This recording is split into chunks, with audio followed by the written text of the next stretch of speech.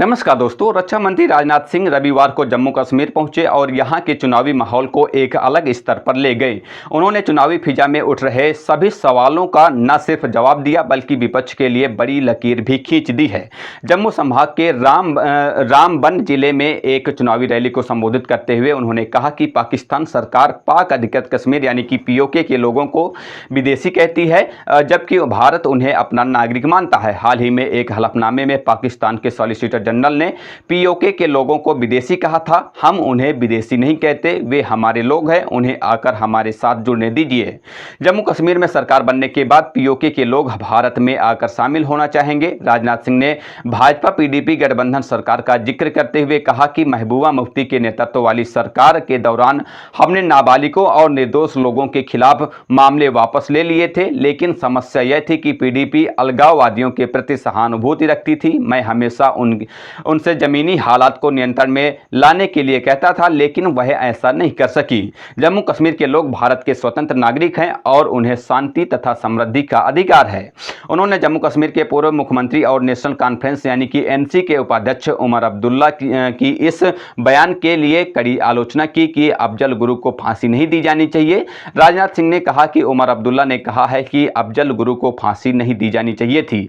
मैं उनसे पूछना चाहता हूं कि क्या वह चाहते थे कि अफजल गुरु को माला पहनाई जाए। केंद्रीय मंत्री राजनाथ सिंह ने कहा कि पूरा देश इस चुनाव के नतीजों पर नजर रख रहा है। मैं हाल ही में अमेरिका गया था और वहां प्रवासी भारतीयों ने मुझसे पूछा कि इन चुनाव में क्या होगा। मैंने उनसे कहा कि जम्मू कश्मीर में भाजपा की सरकार बनेगी। उन्होंने कहा कि यहां आने पर मैंने डॉक्टर जितेंद्र सिंह से जमीनी हालात के बारे में पूछा और उन्होंने मुझे बताया कि भाजपा के पक्ष में ऐसा अनुकूल राजनीतिक माहौल उनकी उम्मीदों से कहीं अधिक है।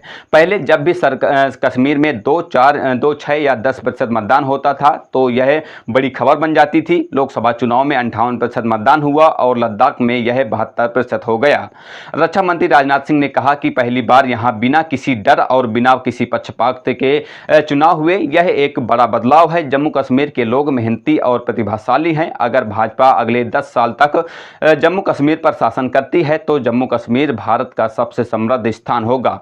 उन्होंने दावा किया कि जब से मोदी जी ने प्रधानमंत्री का पद संभाला है, हमारी अर्थव्यवस्था 11वें स्थान से बढ़कर दुनिया की 5वीं सबसे बड़ी अर्थव्यवस्था बन गई है।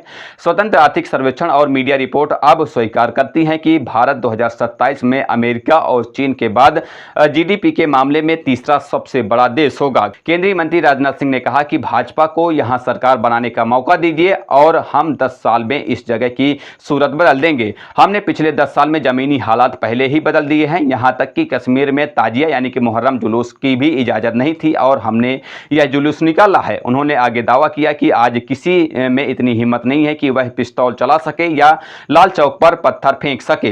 देश को दृढ़ इच्छा शक्ति वाले प्रधानमंत्री की जरूरत है और हम भाग्यशाली हैं कि मोदी जी के रूप में हमारे पास ऐसा प्रधानमंत्री मौजूद है।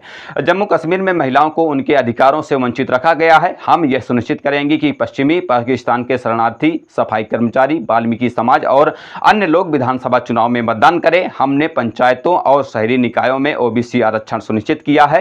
राजनाथ सिंह ने कहा कि पीएम मोदी ने अनुच्छेद 370 को निरस्त कर दिया है और कोई भी इसके खिलाफ नहीं उठा। एनसीपी यानी कि नेशनल कॉन्फ्रेंस के घोषणा पत्र में कहा गया कि वे 370 को बहाल करेंगे। अब कोई भी 370 को बहाल नहीं कर सकता। पहली बार कश्मीर घाटी में G20 की बैठक हुई। इसे शासन कहते हैं।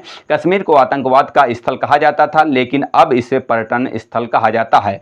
उन्होंने आगे कहा कि 2022 के बाद से एक भी पत्थरबाजी की घटना नहीं हुई है। जिन युवाओं के हाथ में पिस्तौल थी उनके पास अब टैबलेट और लैपटॉप है। हमने 370 हटाया। अगर कांग्रेस में इतनी हिम्मत है तो उसे वापस लाकर दिखाए। जब तक भाजपा है दुनिया की कोई ताकत 370 को वापस नहीं ला सकती। उन्होंने 4 सितंबर 2016 को कट्टरपंथी अलगाववादी नेता सैयद अली शाह गिलानी से मिलने गए संसदीय प्रतिनिधिमंडल का भी जिक्र किया है। राजनाथ ने याद करते हुए कहा कि मैं संसदीय प्रतिनिधिमंडल का हिस्सा था। मैंने सदस्यों से कहा था कि हुर्रियत को भाजपा से एलर्जी है, लेकिन अगर वे हुर्रियत से मिलना चाहते हैं तो वे जा सकते हैं। जब वे उनके दरवाजे पर गए तो हुर्रियत के लोगों ने उनके लिए अपने दरवाजे बंद कर लिए थे।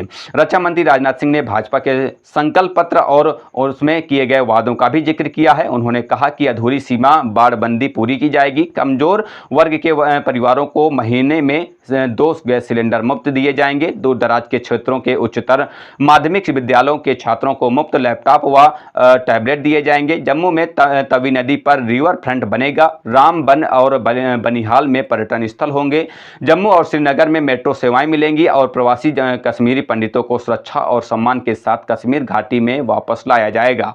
अंत में उन्होंने मतदाताओं से कहा कि भाजपा उम्मीदवार राकेश गुप्ता को भारी बहुमत से जिताने की अपील की। और जम्मू कश्मीर में 3 चरणों में 18 सितंबर, 25 सितंबर और 1 अक्टूबर को मतदान होगा, जबकि मतगणना इसकी 8 अक्टूबर को होगी।